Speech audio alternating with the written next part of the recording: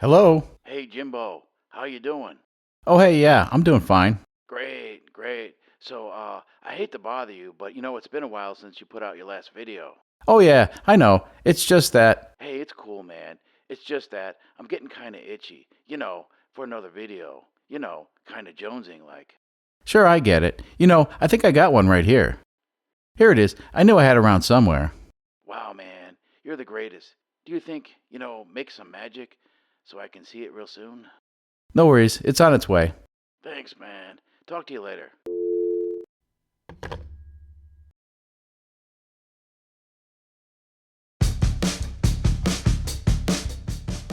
Welcome back to Robot Cantina.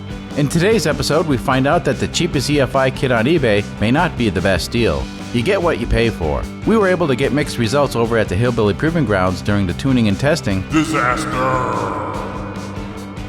Let's take a look.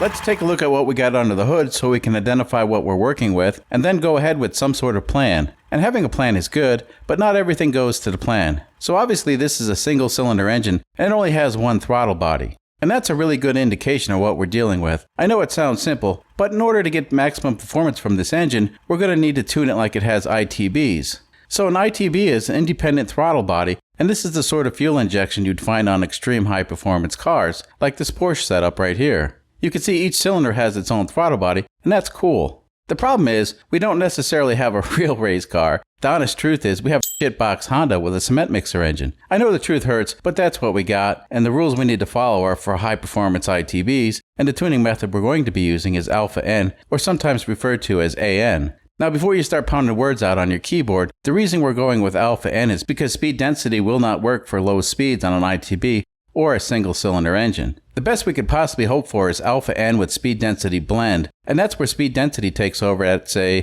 3000 RPM and up. And normally that would be the goal, but we're dealing with the cheapest EFI kit on eBay, and as we'll find out soon enough, it's not going to be up to the task. Let's take a moment and talk about why Alpha N is used to tune ITBs. So in order for electronic fuel injection to work correctly, it needs to rely on information collected from the sensors. One of the main sensor signals is the MAP sensor, and as you may recall, this is the manifold absolute pressure sensor, and it's responsible for reporting the vacuum being generated by the engine. And normally with this signal, we can extrapolate the load the engine is under. The problem with ITBs, or in our case a single cylinder engine with an ITB, is it won't generate a constant vacuum signal. You see, the vacuum signal on a single cylinder engine is too uneven, and electronically speaking, the signal is trash at low RPMs. Now as the engine speed picks up, the signal gets a little bit better, but it's always going to be flawed. Now there are plenty of tricks used on multi-cylinder engines with ITBs, but those don't apply on a single cylinder engine. Plus the ECU we're using doesn't have the capacity to mathematically average signals. As it turns out, the ECU we are using is severely crippled, but we'll get into that a little bit later.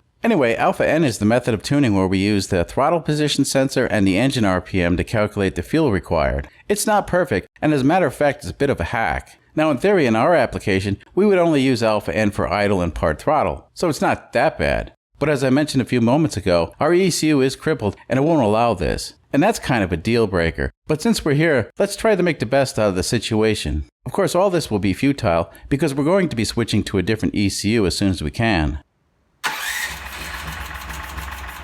As you may recall in the last video, we got the engine up and running with no difficulties at all. Sure, it was way out of tune, but it ran and it didn't take much to get it to idle. It's easy to think the hard part's over. You might think, all Jimbo needs to do now is fiddle with a few settings and we're off to the races. Well, not exactly. And I'll tell you what, you can get an engine to run pretty damn good with all the settings completely foobar.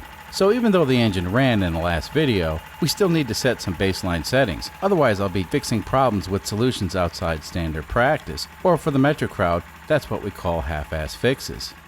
So the first step in getting our engine to run in proper tune is to find out as much as we can about the fuel injector. The injector operating characteristics is a big part of the formula used to calculate fuel delivery. Now in our case, all the injector info was loaded in the MSQ, and it was completely wrong, and yet the engine was still able to start and run.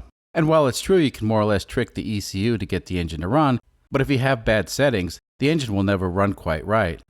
The injectors used on our engine is an EFI J series, but unfortunately we could not identify the exact model. The good news is, one of the critical specifications was found online, and that was the dead time of the injector. So this injector has a 1 millisecond opening time, and that's often referred to as dead time. And 1 millisecond can also be expressed as 1000 microseconds. Anyway, we need to let the ECU know that for the first microsecond the injector is powered, no fuel will flow. So if the ECU calculates the engine needs a squirt of fuel for 3 milliseconds, it knows the injector needs to be powered for 4 milliseconds to compensate for the delay in the injector opening. So right here we need to put the correct opening time or dead time. Now this kit was pre-programmed with 2.3 milliseconds opening time, and that's way out in left field.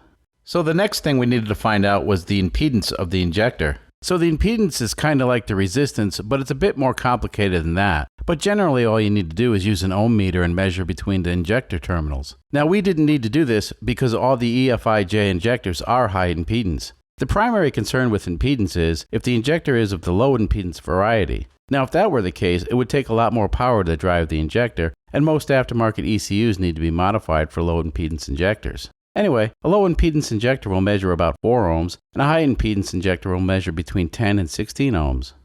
The next question we had is, how much fuel will flow through the injector at 3 bar or 42 psi? So the flow rate on this injector was unknown, and the specs online vary between 100 cc's per minute up to 330 cc's per minute. Now this is something that's important, and guessing is not an option, so without any real confirmation on the flow rate, it was time to run an experiment. So in order to determine the flow rate, we're going to use the brute force method, and that is to remove the injector and power both the injector and the fuel pump at the same time and see how much gasoline flows out in 1 minute. Now unfortunately this ECU does not have a utility to turn on the injector and the pump, so we're going to have to hotwire them. Now I remember the polarity of both the injector and the fuel pump from the bench test video, so connecting them is easy with jumper wires. So both the fuel pump and the injector are hotwired, and all we need to do now is turn them on and let the fuel flow. Wow, and that injector flows plenty. Well, let's go ahead and fast forward this.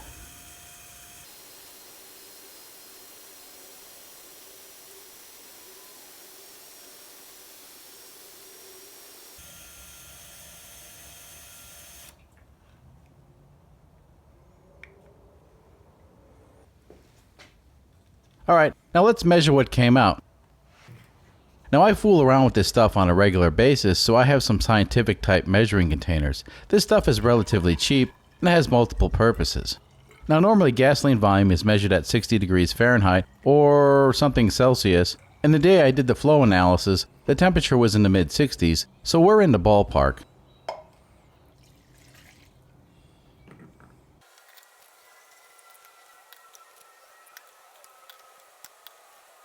And there you go, 305 cc's per minute. Now that doesn't match anything that was published on this series of injectors, so I went ahead and did the test a few more times. And my best guess is this is a 310 cc per minute injector, and that's what we're going to go with.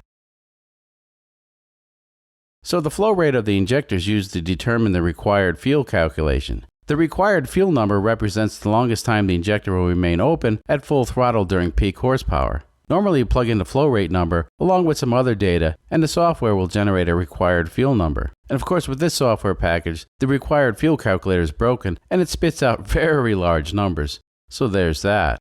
Fortunately we have another option. Megasquirt's Mega Manual has a flawed but good enough version of the required fuel calculator that we can use. Of course all the data we need to input is in imperial units, so we'll need to convert some of our information. Let's see, the 420cc Big block. works out to be 25.63 cubic inches. Now that seems kind of small. You know, back in the day I had a Cadillac with a 429 cubic inch engine, which works out to 7 liters. Now at idle, that car would burn a gallon of gasoline every 20 minutes. Anyway, let's get back to whatever I was talking about. Let's plug in 1 for the number of cylinders. Number of injectors, let's go with 1 again. Number of squirts, 1 sounds about right. Okay, injector flow rate. Now 310 cc's per minute converts to 29.54 pounds per hour. Injector staging. Well, the default is simultaneous, and that sounds about right for 1 injector. The fuel type is of course gasoline, or if you like, petrol for the metric crowd. So here we can see the required fuel number is 9.1. Now, from past experience, I've learned on smaller and more or less stock engines, the required fuel that's calculated is often on the rich side. So I derated the number a little bit. I guess they call this tribal knowledge. And so we put that number here. Now at this point I could generate a VE table that would put us in the ballpark as far as setting the air-fuel ratios, but once again the software is a bit janky. So in this case I pretty much wrote the whole VE table by hand, and it's rough. The only area that works well is the idle region, and everything else is more or less a guess. Normally I would generate the rough VE numbers, and then use a wideband sensor to auto-tune the VE table. But once again we encountered a flaw in the cheapest EFI kit on eBay. Now let's look at the instructions I finally found tucked away somewhere on the internet. Now these instructions had to be translated, and it translates pretty good, all things considered. And here we go. It says here, wideband oxygen sensors are expensive and mainly used on high-end cars. The current version of the ECU doesn't support wideband oxygen sensors. Then it goes on to say the software will allow the settings to be changed, but it will have no effect on the ECU. So basically you can set up the ECU for wideband, but it will not do anything. So this ECU will not accept the wideband signal, and the only feedback it will accept is from the narrowband sensor, and it will not auto-tune.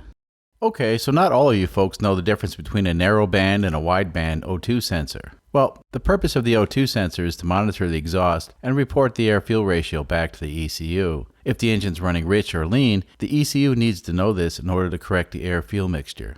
The narrowband sensor is common and is used on pretty much all cars since the 1970s. The problem with the narrowband sensor is they can only measure accurately in a very narrow range or band, and that's perfectly fine. However, when tuning an engine for more power, the air-fuel ratio will be outside the region that the narrowband sensor can accurately measure. The narrowband sensor is pretty much useless when the air-fuel ratio is above or below 14.65. On the other hand, a wideband sensor can accurately measure the air-fuel ratio between 10 and 20, so it can help the ECU calculate the air-fuel ratio with precision. There's a little bit more to it than that, but that's the basics. Now pretty much all DUI ECUs will accept the wideband signal. That's because it's the preferred way to measure the air-fuel ratio. And with the wideband signal, the ECU can accurately self-tune the air-fuel ratios. Self-tune or auto-tune are really handy features, and it makes tuning infinitely easier. Wideband sensors are expensive, and that's why they're not typically found in the average car, but recently more and more manufacturers are equipping the cars with wideband sensors. Anyway, since we had the manual handy, I continued reading and learned a whole bunch of other stuff. So, furthermore, it will only do alpha N on a single table, no dual tables are allowed, and the manual also indicates many of the other features in the software can be enabled, but they will have no effect. So, it looks like this ECU is crippled. I think we'll do a basic tune for funsies, and then upgrade the ECU to a Speeduino NO2C. I think the Speeduino will give us the functions we require, plus it comes with a map sensor that can read boost. And it's cheap. Anyway, I had the engine up and running fairly fast, and tuning the VE table directly was a bit of a challenge. It took a few hours to get the car drivable enough to head over to the Hillbilly Proving Grounds.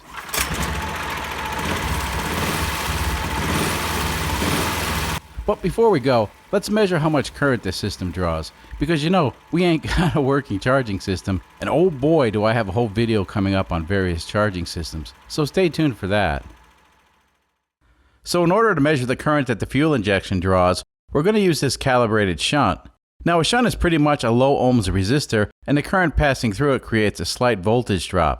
Anyway, with this shunt, the voltage drop is proportional to the current, and we can use the millivolt setting on the meter and not the amp setting. I find it handy to use a shunt for most of my current readings because using the amp setting on the meter has the potential for disaster. And it's all hooked up. Now I have everything electrical passing through the shunt, everything except the starter, because we really don't care about that in today's experiment. Now as you can see, I have the shunt connected to the voltmeter, and we're pretty much ready to go. Well, with the ignition switch turned on, we can see a slight jump in current as the fuel pump cycles. Then after that, the current settles down to about 700 milliamps, and that's just slightly less than 1 amp. Not too bad. Let's see what happens when we start the engine. So when the engine starts, the ECU turns on the fuel pump, and it also turns on the heater for the oxygen sensor. And after a little bit, when the oxygen sensor gets warmed up, the current drops back to 1.4 amps. Okay, so this oxygen sensor ain't going to do us any good because it's not very accurate for what we want it to do. So let's take a look at a wideband sensor.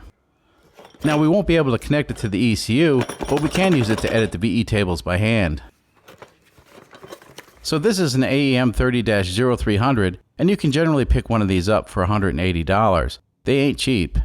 Now this one I converted into a portable sensor, and I use it to tune carburetors and whatnot. The gauge is mounted in a sturdy plastic box, and all the connections are made in the aluminum box. It's got an on-off switch, a nifty handle, and right here is the output wires that we could connect to the ECU, but as you know, our ECU is crippled and it will not accept the wideband signal. Anyway, these are of course the battery wires, and I have them set up with alligator clips. And this of course is the connector and harness for the wideband sensor, which we already have installed in the exhaust. Let's hook this up and see how much power it'll draw. So we'll connect this here. And now we can give it some power.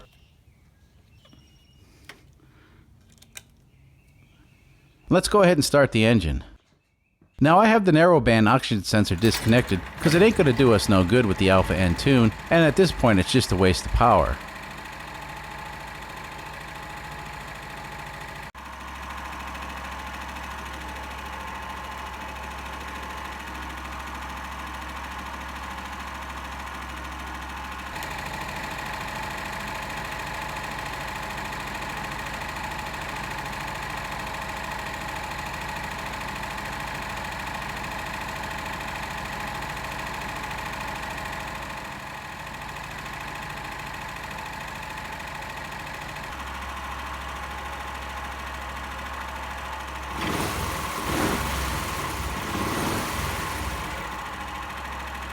So it looks like we got a little bit more tuning to do.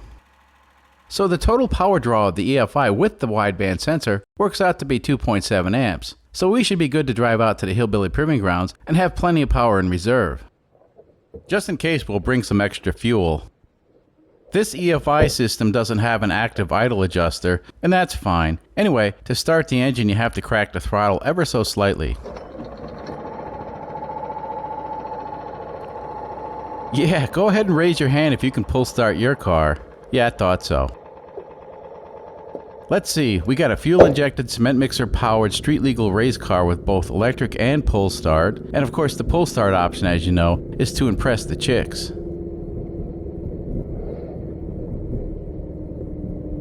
So right here is where the car stalled, and she started right up, but that was completely unexpected.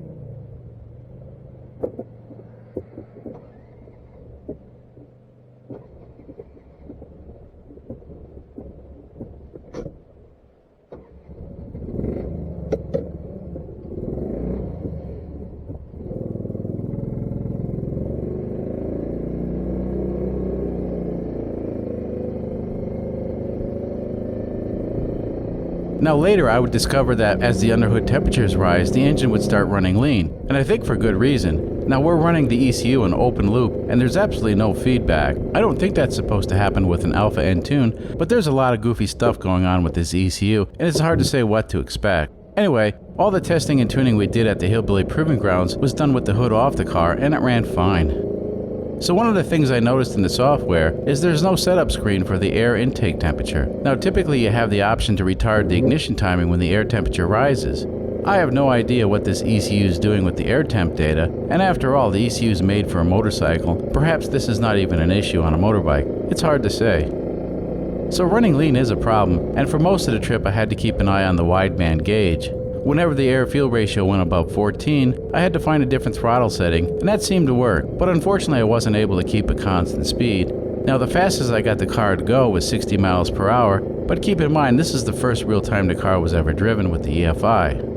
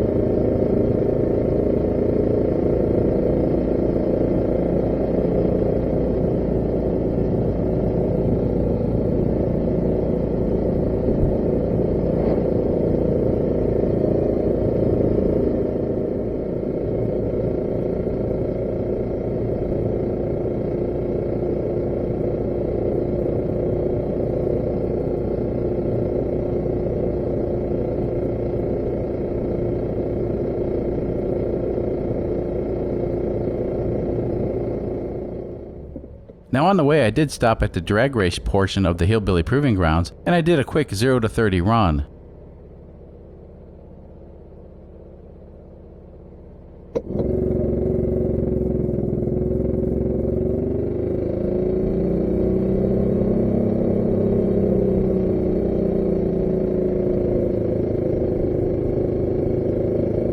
Yeah, that's not too good. But once again, the air-fuel ratio was a bit janky, so we'll take what we can get.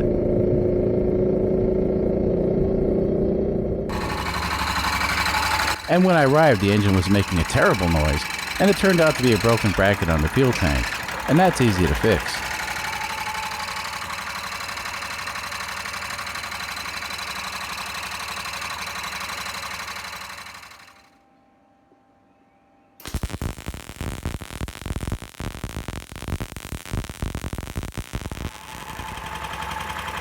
So with the fuel tank bracket fixed, we were back at it trying to sort out a few small issues.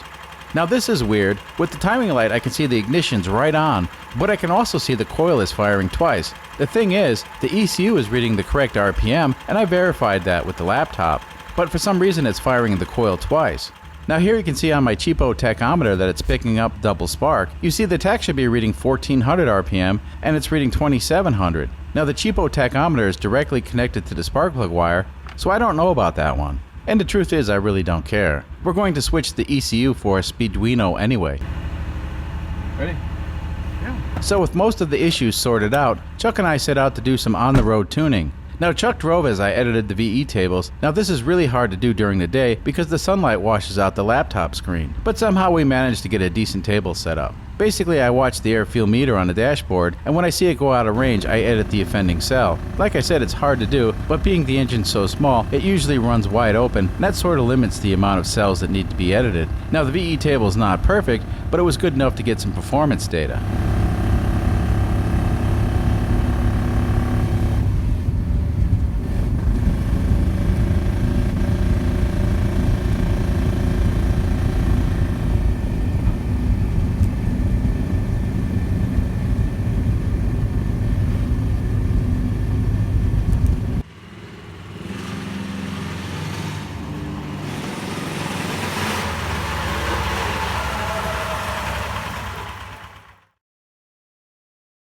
So in the end, the fuel tank bracket broke again. The thing is, this fuel tank has always had a mounting problem. The brackets that hold it down are stout, but for some reason it keeps breaking something. I'm going to have to figure out a different way to mount the tank. So this is a long video, and for the folks who made it this far, I have a little surprise. So as you know, we're going to upgrade the ECU, and unfortunately we're going to ditch the turbocharger. But in its place, we're going to have an AMR 300 supercharger. So things will continue to get interesting, and hopefully we'll get into the supercharger stuff soon enough.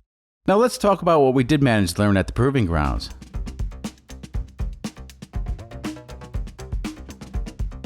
Well, the trip over to the Proving Grounds netted us some fuel economy data, and we managed to get 29 miles to the gallon. Of course, the engine wasn't exactly in its best tune. Anyway, as far as fuel economy goes, unfortunately that's the only data point we managed to get. Now top speed with 2 people in the car and the windows open and the hood off was a brisk 60 miles per hour, or 90 kph for the metric crowd. Now I'm not sure we can compare that with the 64 miles per hour or 103 kph we did previously, but it looks like the potential is there.